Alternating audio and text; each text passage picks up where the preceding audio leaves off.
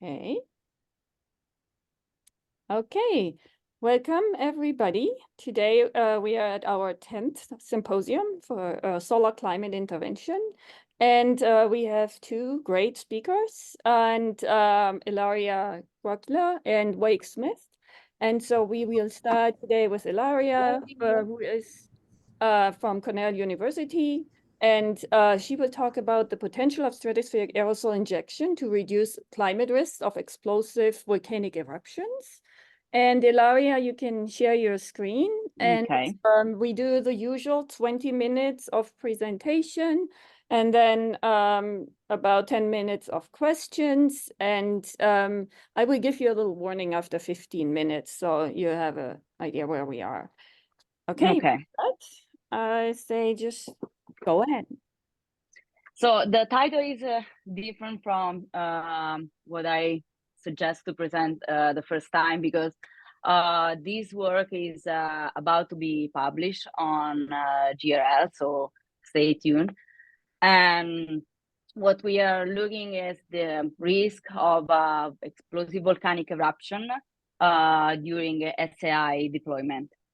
And why are we doing that? Because what we have seen so far is that if an explosive volcanic eruption occurs, it will increase the stratospheric aerosol layer, therefore reflecting the incoming solar radiation and absorbing the planetary and solar infrared radiation.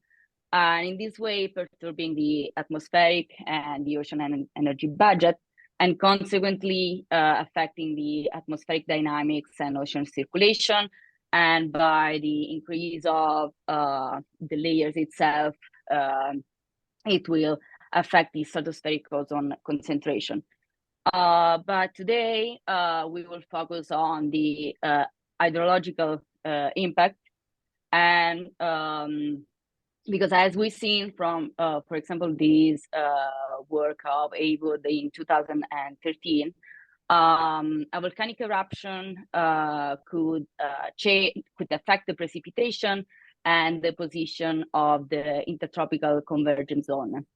In this case, they study the effect of an eruption of the magnitude of El Chichon. On the left side, impact on precipitation of El Chichon happening in the hemisphere where it's located, so in the northern hemisphere, and the same eruption, but in the southern hemisphere. And so they found that the eruption occurring in the northern hemisphere, so this is the precipitation during this year, this one during the second year after the eruption, would shift the ITCZ in the hemisphere away from the hemisphere where the eruption is occurring. So towards the southern hemisphere if it occurs in the northern hemisphere, and vice versa if it occurs in the southern hemisphere. And it's also affecting the precipitation, decreasing it in the first case if we focus on the Sahelian region, and slightly increasing it in the other case, but the changes are not statistically significant. So when we think about SAI deployment, we have to consider the length of this deployment that depends on the emission scenario that we are considering, our temperature target, and the injection strategy. And based on that, the length of this deployment could range between half of a century to multiple centuries. And this means that a medium, large explosive volcanic eruption is likely to happen. And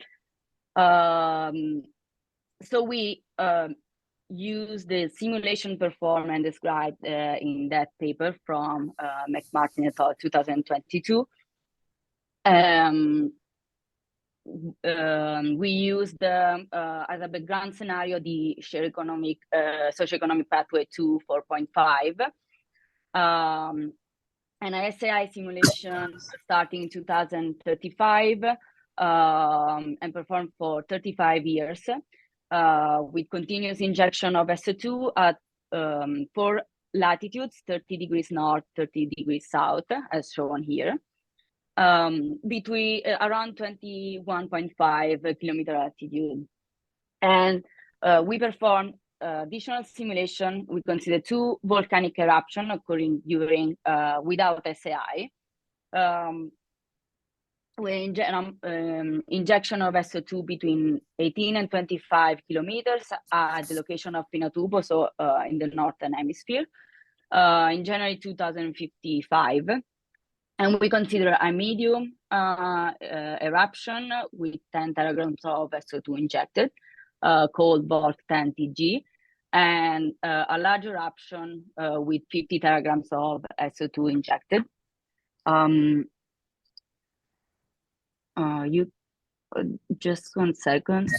No, okay, it's not working. I thought that you could see my mouse, but you can't.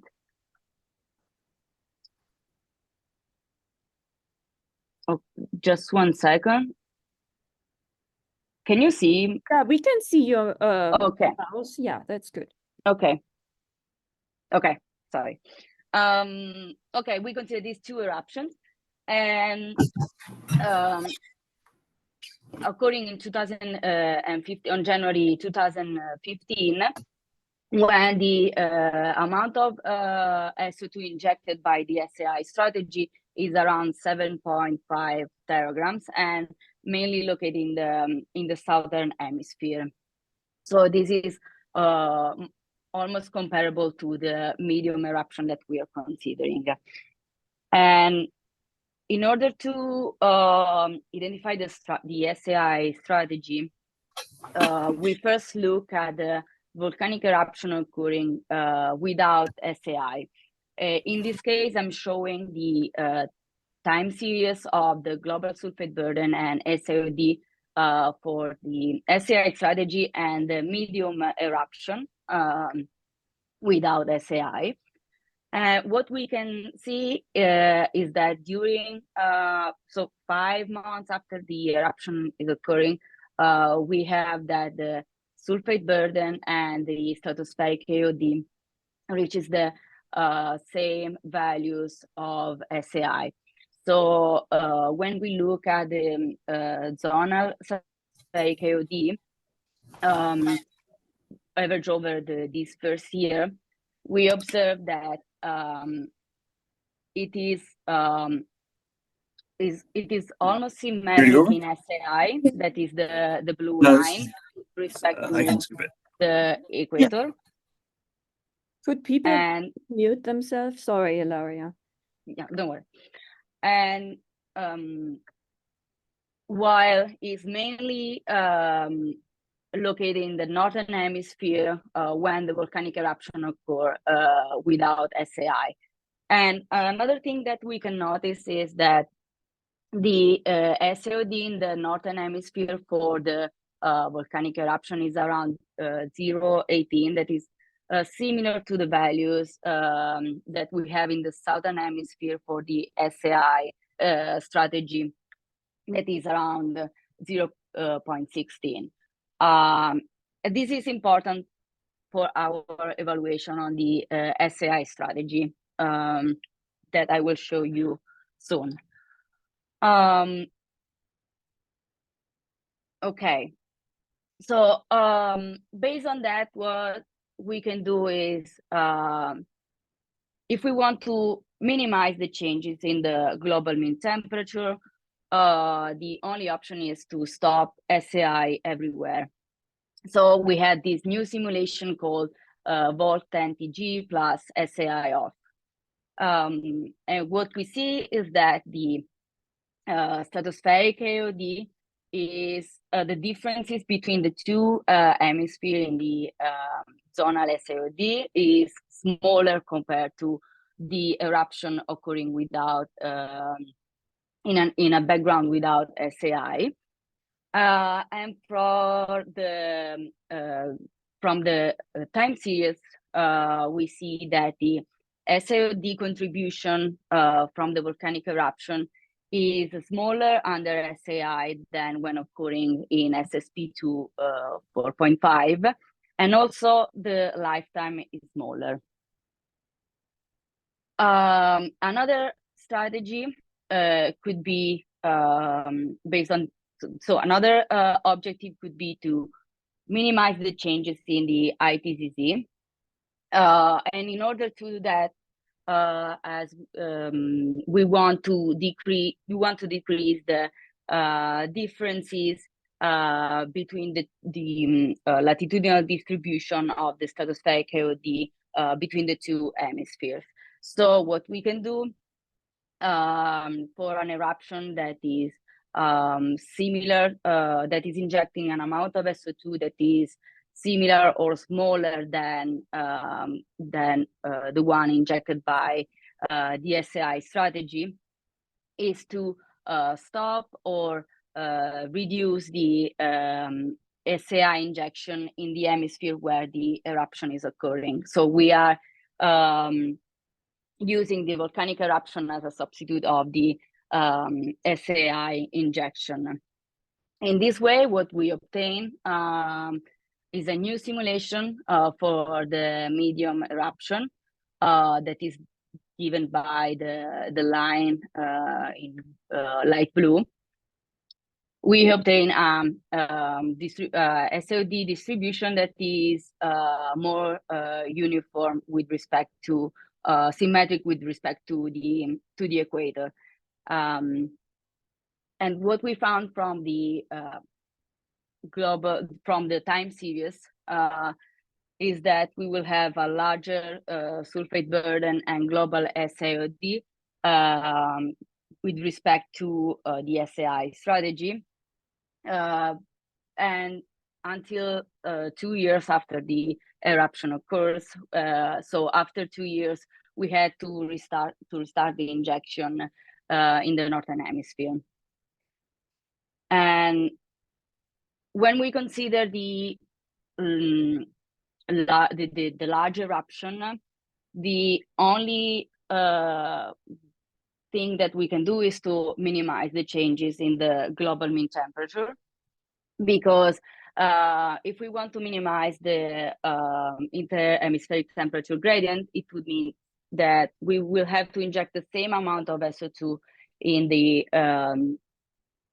other hemisphere. But this will impact the temperature, and we impact too much the temperature and the precipitation. So for the large eruption, we only consider the case of stopping injection everywhere. So what happened to the global surface air temperature? Here I'm showing the time series of the global mean temperatures in terms of Kelvin about the pre-industrial level. And the black line is SSP2 4.5, and we see that the temperature keep increasing with a rate of 0.3 Kelvin per decade, while we found that the SAI strategy managed to keep the temperature at the same value, so at 1.5 Kelvin above the pre-industrial level. And obviously, we have a cooling due to the volcanic eruption. And what we found is that the cooling is 0.2 Kelvin smaller when the eruption is occurring under SAI, or 0.1 when in the case of the medium eruption, where we stop the injection only in one hemisphere. And how does this translate in regional impacts? Before showing that, I would like to introduce the name that I will use from now. So baseline means SSP2 4.5 average over 2020-2039. As for SSP2, we mean SSP2 average over 2050, 2069, same for SAI, while volcanic eruptions, the impact of volcanic eruption are average over the 2 years after the eruption, so 2055, 2056. When we look at the regional changes in temperatures, on the first row, we have the changes compared to the baseline for SSP2 and SAI. We see an increase everywhere in SSP2 and a residual warming in SAI of 0.1 Kelvin. But if we consider the fraction of land where these changes are statistically significant, we see a decrease from 99.9 to 25.2 in SAI. But today we want to focus on the impact of volcanic eruptions. And on the second row, we have the temperature change for the medium and the large eruption occurring in SSP2, so compared to SSP2. You have 15 minutes now, so 5 more minutes. Okay, Thank okay, you. yeah. And the third row shows the changes of the medium eruption occurring during SAI with the 2 different strategies, and in the case of the large eruptions. When we compare EF with C and panel G with D, well, in general, we see that the volcanic eruption will decrease the temperature mainly in the hemisphere where they occur. But we will have lower cooling when the eruption occurs under SAI. And again, the fraction of land where these changes are statistically significant decrease when the eruption occurs under SAI.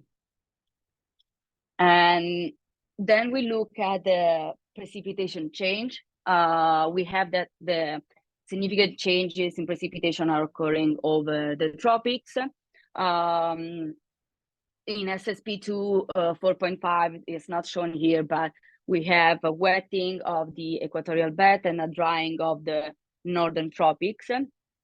And in the case of the volcanic eruption, because of the cooling, the cooling of the northern hemisphere, we will observe a shift of a southward shift of the ITCC.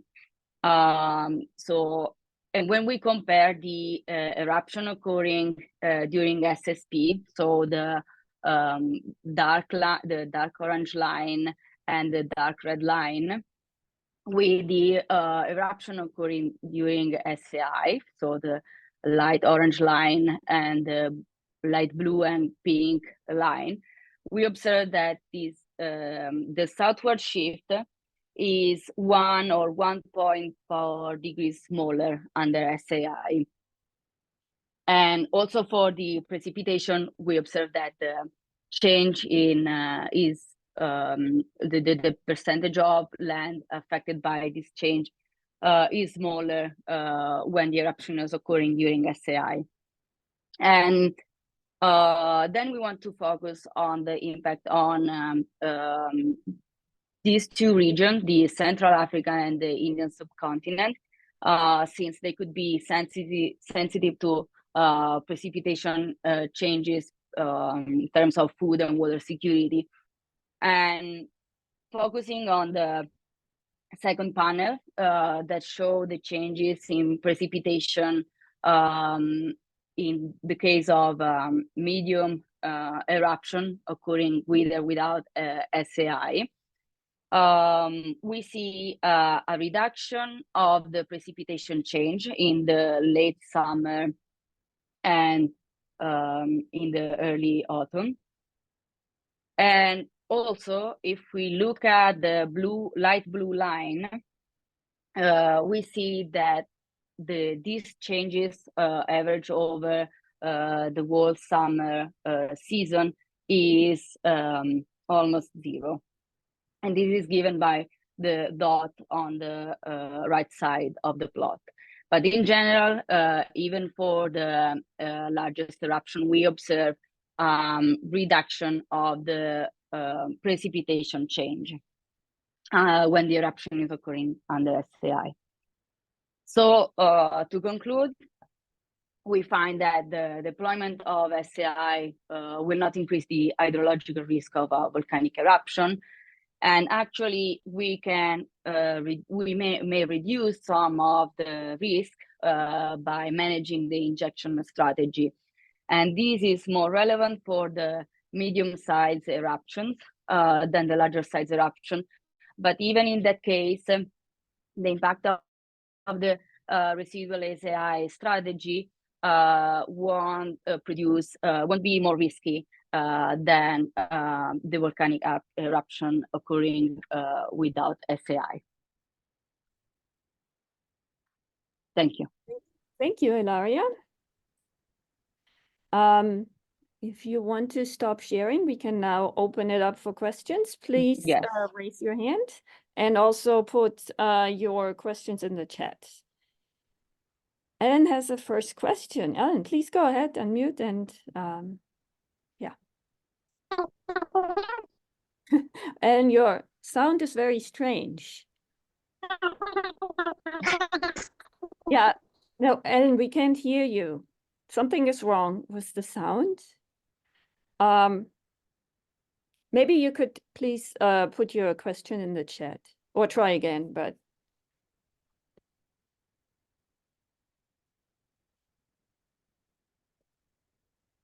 I guess while Ellen is doing that, are there any other questions for Ilaria?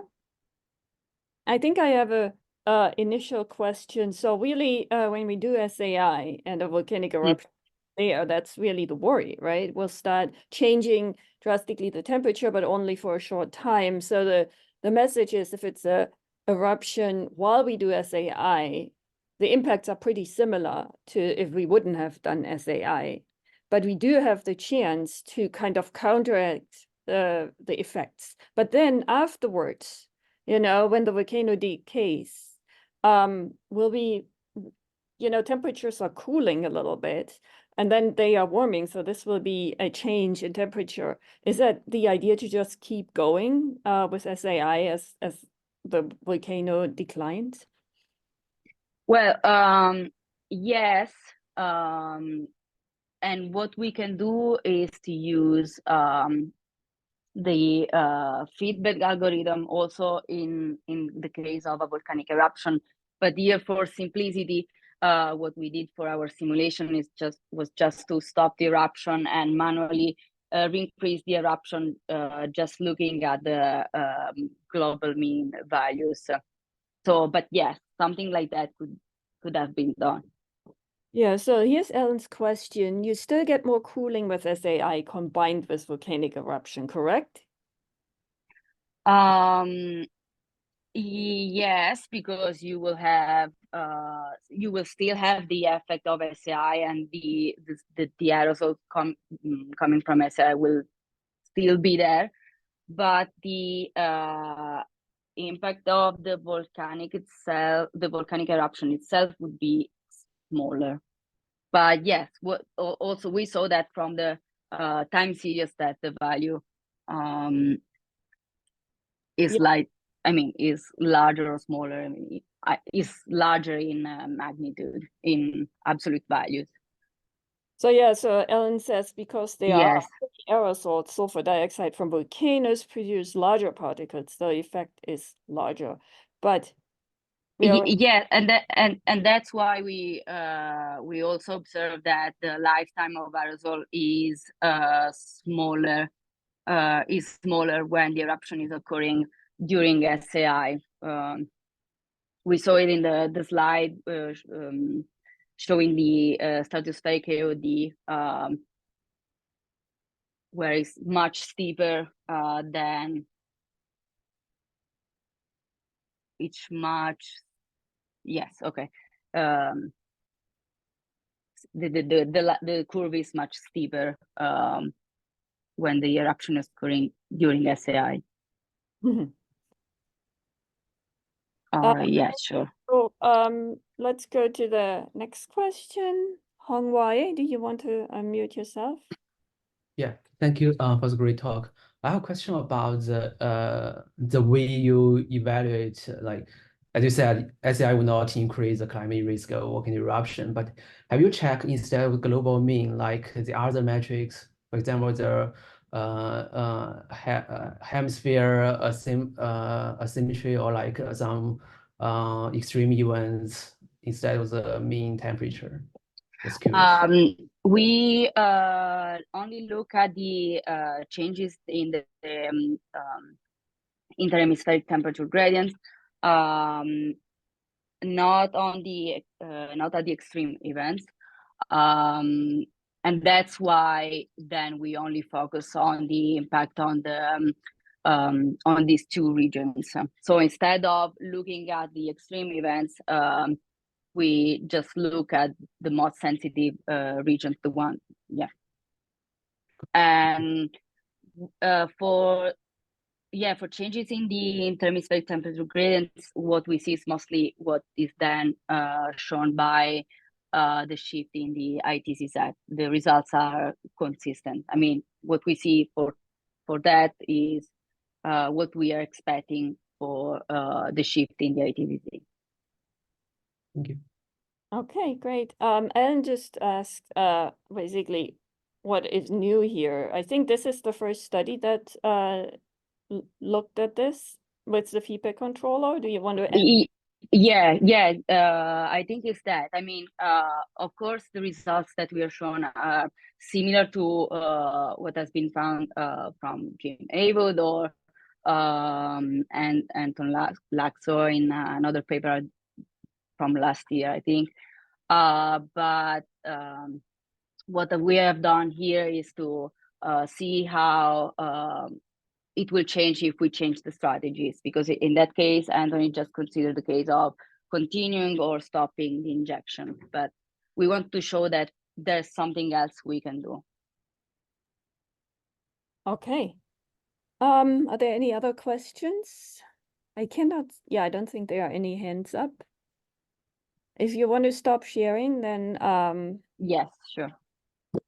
To see if somebody else is there. No. So if we are if there are no more questions, thank you again, Ilaria. Great talk. You're welcome. And so we move over to Wake. And So hello, everybody. I'm going to talk today about the two papers that I have been working on this winter, one of which focuses on how long it would take to operationalize SAI, and the other focuses on why we might seek to undertake SAI. To focus on the first one first, how long it would take to operationalize SAI, as David Keith discussed in this session last week, if one wanted to do a stunt, one could do that relatively quickly in a matter of a few years. But a stunt isn't really what most people are focused on when they're thinking about SAI. They're thinking about what Ilaria has been discussing, a level of SAI that would materially change global average surface temperatures. And to change global average surface temperatures, it would take roughly 20 years from a funded launch decision to have the full cooling impact of what was intended in place. And that 20 years is the case even if we were in a hurry, which has been okay, because I don't expect that we will need this technology anytime soon. I'm going to try to share my screen here.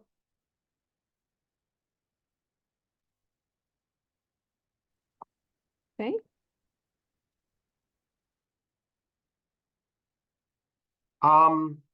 I am an admissions pathway pessimist, and so I believe that we are going to blow through 1.5 C by the end of this decade and get to 2 C by roughly mid-century, on our way to 2.5 or 3 C or some such thing.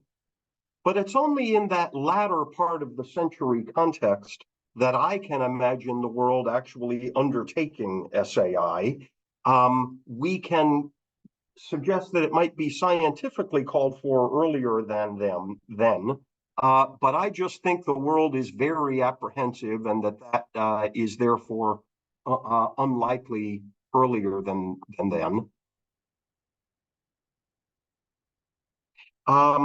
Customary justification for SAI has, of course, been the napkin diagram, whereby in combination with emissions cuts and CDR and some adaptation, we might peak shave the warming that might be expected later in this century.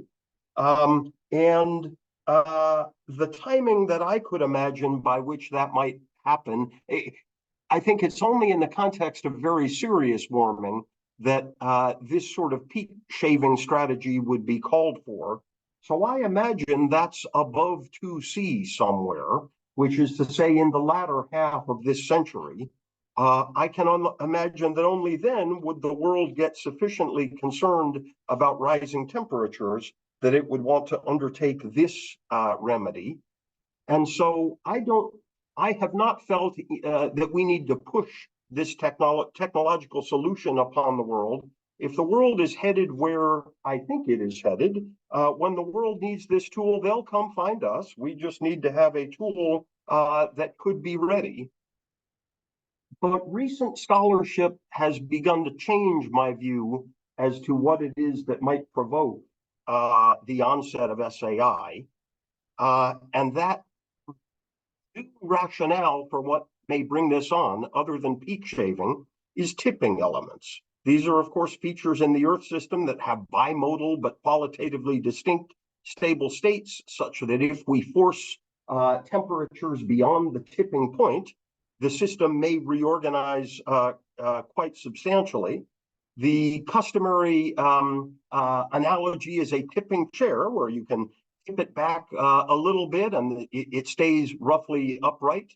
But if you tip it too far, eventually the chair tumbles over, and pushing it a little bit back in the other direction won't restore the status quo ante. It has now found a new stable state that would require enormous forcing to reverse. The Bible, insofar as I'm aware on this topic at this point, is Armstrong McKay's 2022 paper, building on work that Tim Lenton and other colleagues at University of Exeter have done. A key question explored in, and what this diagram demonstrates, by the way, is that there are tipping elements all over the globe.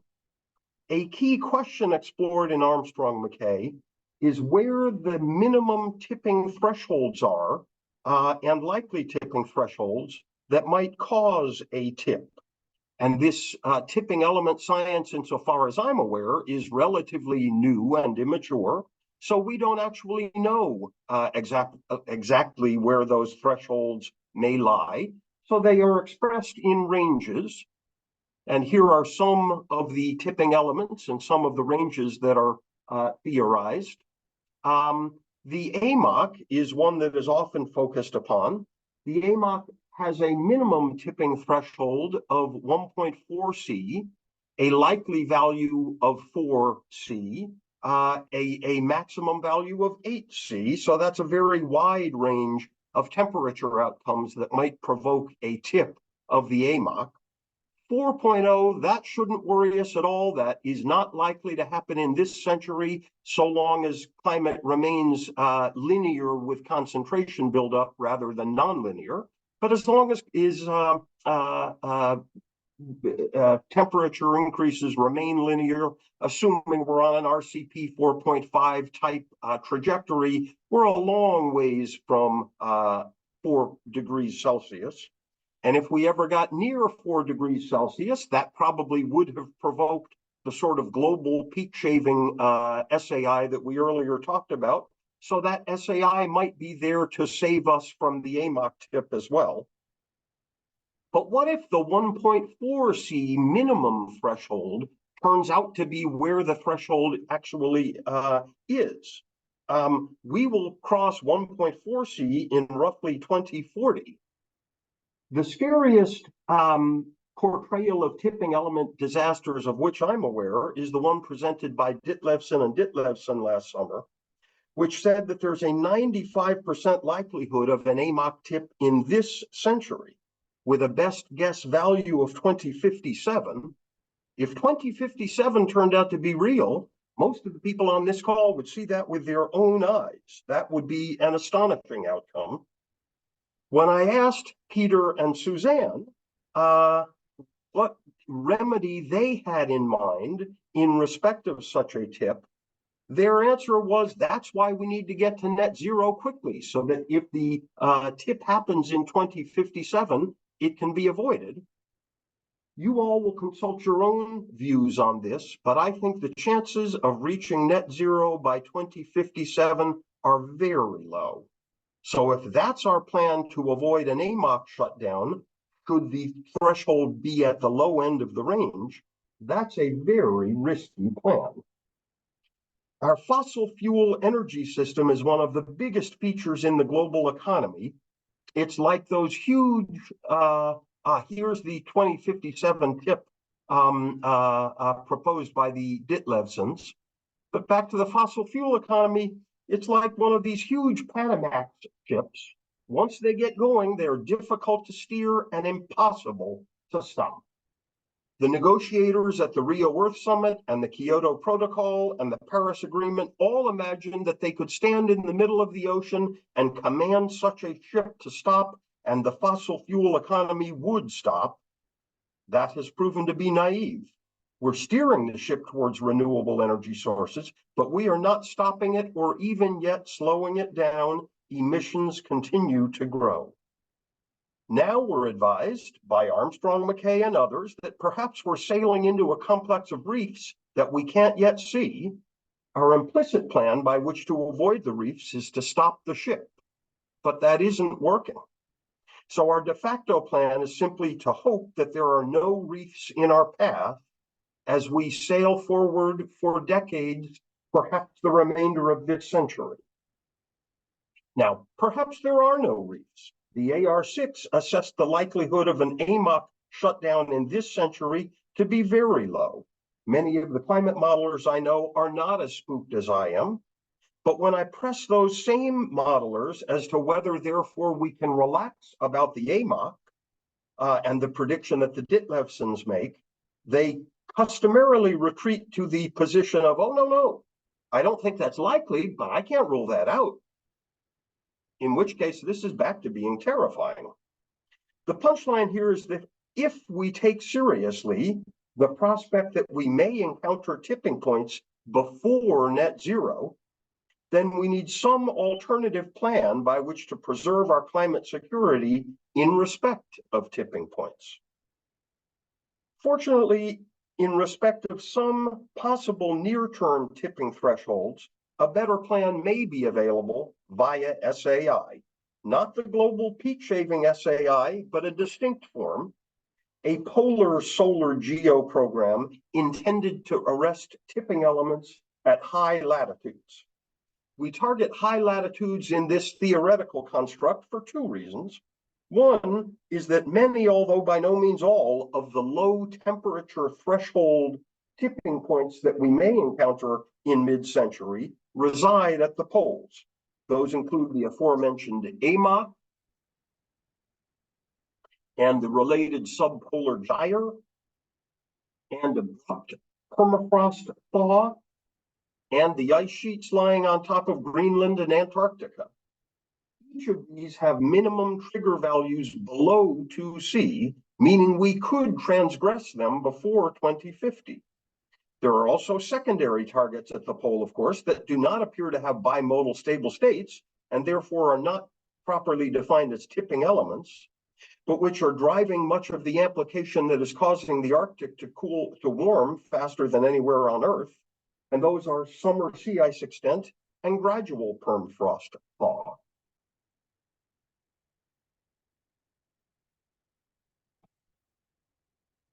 There's now substantial support in the literature for the idea that SAI could at least partially arrest the decay in each of these features and either delay or prevent them from tipping. Though I should note here, great uncertainty remains. The number of SAI field experiments actually performed in the stratosphere to date still stands at 0. So this is a promising hypothesis, perhaps, but hardly a proven remedy. The other reason, though, to focus on high latitude targets is that for this task, we appear to have a handy tool. An SAI program focused on the poles would be a much smaller program than a global program. We would seek to cool just 15% or so of the world's surface, requiring a small fraction of the aerosols that a global program might require. A smaller deployed mass would reduce both the risk of downsides of putting chemicals in the stratosphere and the risk of unintended consequences. And crucially, such a program could be deployed at much lower altitudes. This is because the tropopause is, of course, high in the tropics, but low near the poles.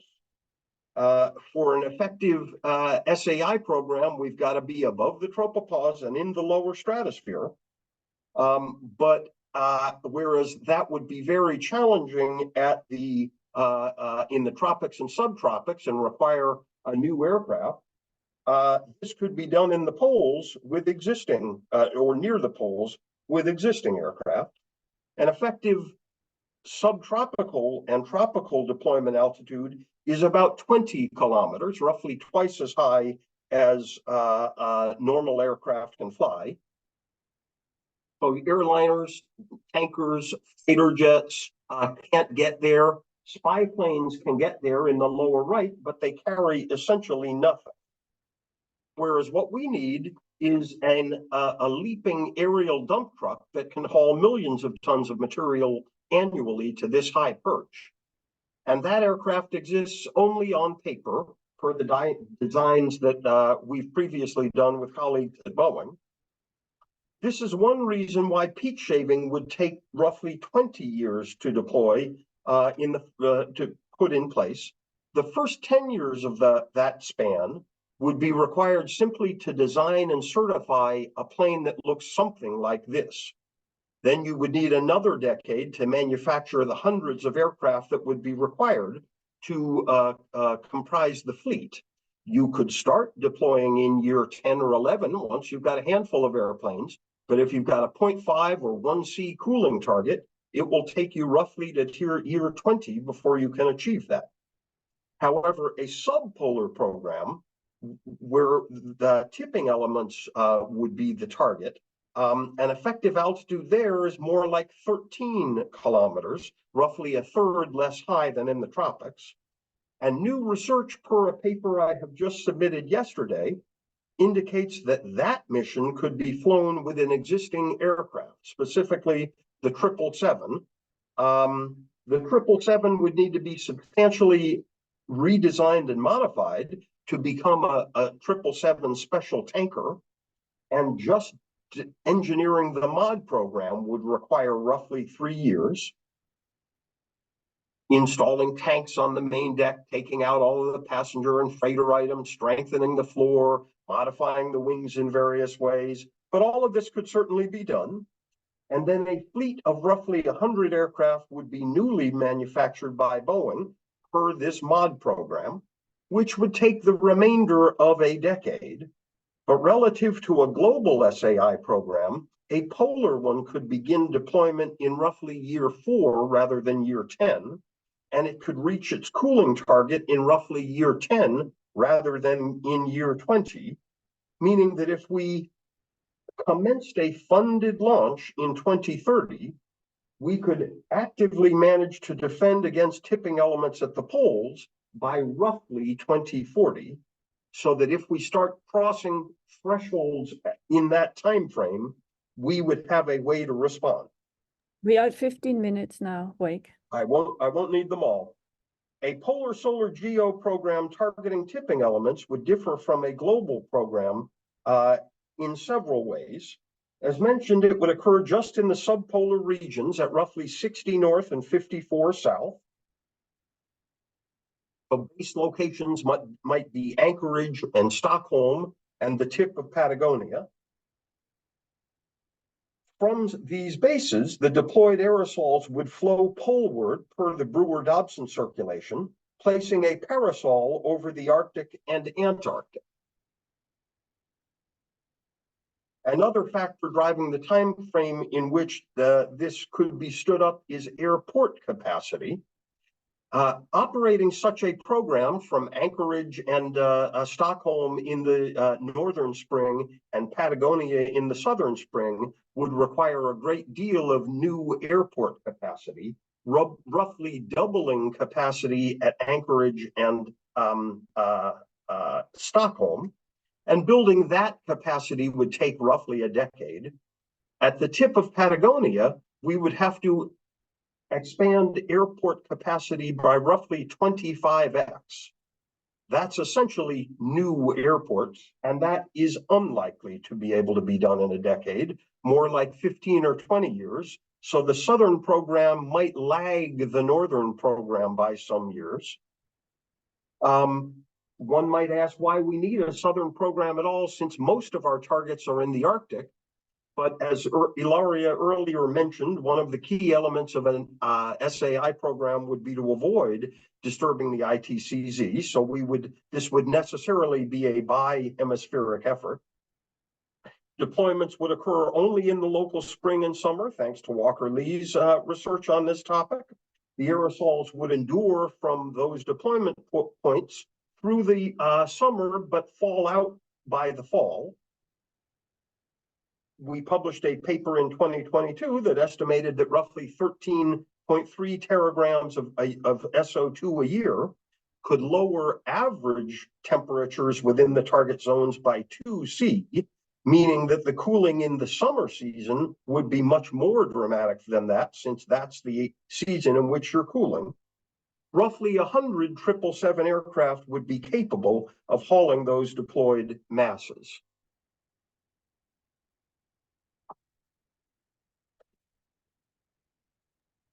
Thank you, Wake. Great talk. Let me just wrap up and say in closing, I should add all sorts of caveats.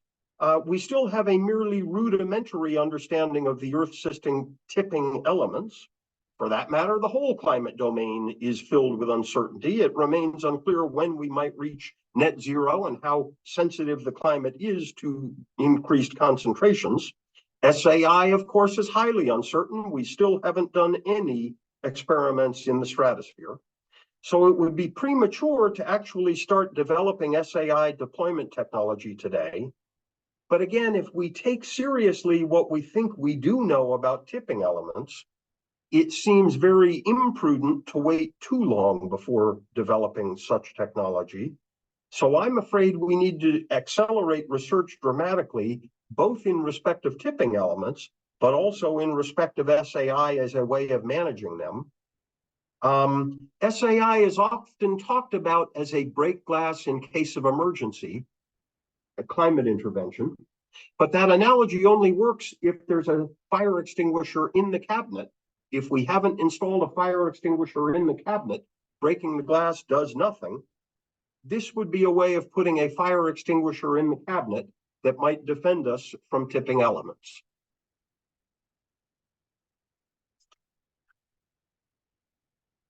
All done. Okay, thank you again for the great talk and overview. This is, so first, if anybody has a question, please put it in the chat or raise your hand. I can ask a question maybe first. I think there were several studies in the past that show that the efficiency just cooling the northern hemisphere is much less than if we do a global intervention, because you still have the heat transport from the tropics in the atmosphere as well as in the ocean that will come in. We will need more injections, but I know that you're pointing out the studies like Walker and maybe a couple others that really have done those, but it was a single model and it was assumption on a certain, aerosol type. So when you make your estimates, I assume you base them on like Walker's model study to say this is the temperature we can reach. It was a study by Ben a few years earlier that we incorporated into Smith et al. 2022. that estimated that 13.3 teragrams of gunk, half of it in the north and half of it in the south, would get you 2°C of annual average temperature decrease. And while I have huge faith in Ben, it is just one source. And so again, I don't mean to insist upon that science at all. If we took this call to action seriously, one of the things we need to do, one of the things I need to convince the people on this call to do, is a lot more modeling to try to identify exactly what you've said. Most of the heat transport comes from wind, and increasing albedo at the poles won't change that. It might in fact increase it because we're increasing the equator to pole temperature gradient. So we would need a lot more research to understand how effective this parasol would be. But if this parasol don't work, we got nothing that I know of.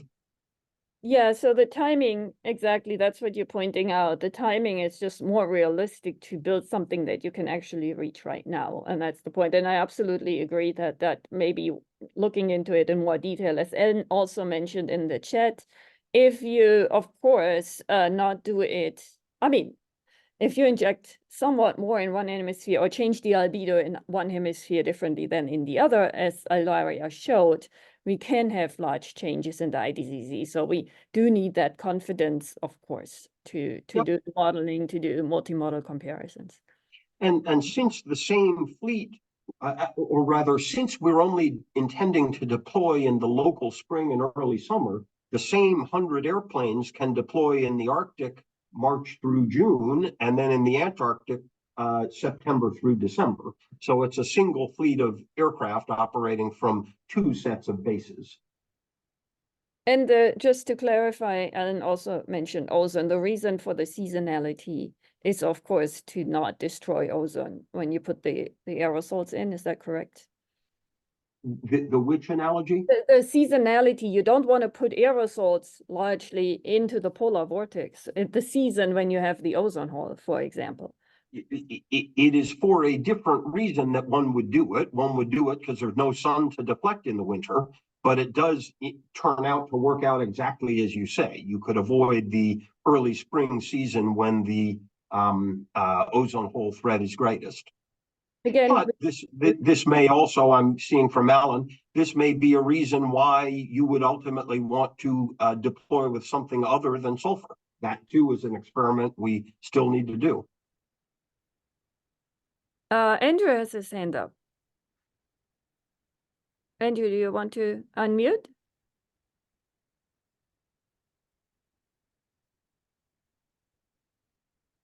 Okay, I don't hear anything. If are there any other questions? Yeah, sorry, I was just getting my self unmuted. My apologies. Outside.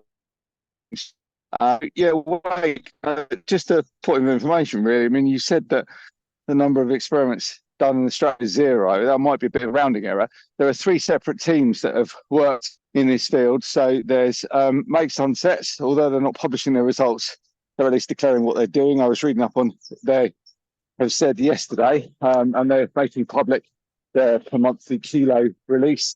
There's Satan, which has done 2 flights, one of which was active, and there's an Israeli team which are in stealth mode that we're researching at the moment, and they're working mainly on novel particulates, but they haven't declared what they may have done stratospheric flights. So I think it's worth bearing in mind that this is an active area of research, even though it's not as yet hit the literature. I mean, you're familiar with this territory deeply. You are Satan. I don't mean that exactly, but you're in that team. Make Sunsets and the Israeli team aren't yet contributing to science in ways that I know anyway. But even if it's a rounding error rather than a precisely true statement, we need just loads and loads more experimental data on how to do this before anybody should do it. I'm acknowledging that. I'm trying to temper my own enthusiasm about starting such a program.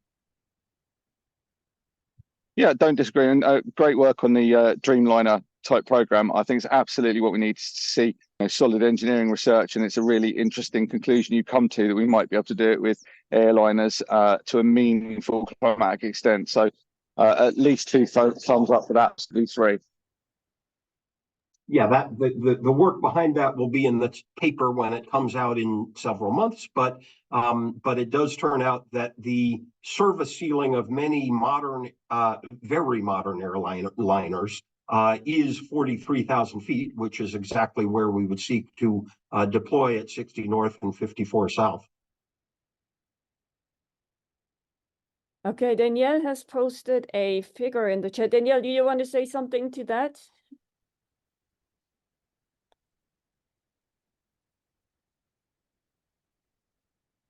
Danielle, okay. Yeah, so there are papers that look at different injection, like the one that is just pointed out by Daniele. And obviously, we do have to look into this in much more detail if this becomes a serious proposal. And I think what is really important also for the modelers to understand what you're calculating is the rate of increase that we can actually ramp this up and at what time.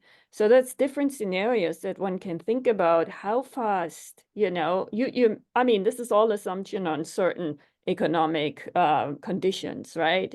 And we're talking probably about a very slow, moderate a start of a program and not a big push or stunt, as you're saying. So those information are really important to set up model experiments, I think. And Thank here, you. yeah, and there's a question, Gregory, do you want to unmute? Thank you. I'm not sure if there's anyone here who can answer this, but on the question of tipping points, particularly the ice sheet tipping points, is it possible to tell observationally whether you have actually passed such tipping points, so that you know, well, now it's too late. We don't have to worry. We're stuck with it. Or do you actually know whether could we have passed tipping points in the ice sheets already? And when will we know? I don't pretend to be a physical science. I work on aviation issues and financial issues and other such things. So I'm sourcing this information from other people. There are lots of people who sort of glibly say, we won't note a tipping point until after we've passed it and we're seeing it in the rearview mirror. But I don't know of rigorous science that actually proves out that quip. The Ditlevsons, for starters, think that we would see wobbles in the AMOC well before it collapsed. And so it's another area that requires research to understand whether there are predictive signs that we could note, and whether the tip happens at a single moment, or whether there is some period of time after you've tipped it when you could reverse it. That too, I've heard the Ditlevsons discuss. I'm unaware that we really know those things. Yeah, maybe Danielle gives us a good answer. I mean, it's just an opinion, because a lot of the issues around tipping points are honestly really strongly held opinions, right? But if you define tipping points as something where, well, even if you start tipping, you can still bring it back, then it's not a tipping point anymore. And a lot of the ones, even in the McKay reviews, are not tipping points as defined, because sea ice is not a tipping point because it doesn't really have an hysteresis point. So it really depends what you're talking about. But even if they started to wobble, like in the double Ditlevson study, probably at that point it would be too late to bring it back. So I'm more on the camp of there's no way to know you're hitting a tipping point. And when it comes to glaciers, especially in the Antarctica, it looks like you could both argue that we're way past the tipping point, in the sense that you can at most slow it down by a little bit, but the collapse is going to happen because of the interglacial period, or that it hasn't happened yet. Yeah, and we are below some tipping points, right? Like for ecosystems or other things. Right. For things like the Amazon dieback is another thing where if you could perfectly identify that the tipping point has happened, it's probably too late to do anything about it. Well, So handy though this tool might be, it wouldn't apply to all tipping elements, such as Amazon dieback, but maybe it could apply to some. So I think, Simone, you were going to wrap up. Yeah, exactly that. So yeah, this is not a desired reality what we're talking about, of course. But thank you so much, Wake. Thank you so much, Ilaria, again, for the great presentations. I hope everybody enjoyed the discussions, and we'll hopefully see you in 1 month again to our next symposium. Okay, have a Thank good you. afternoon. Thank you, Simone. And yeah, bye.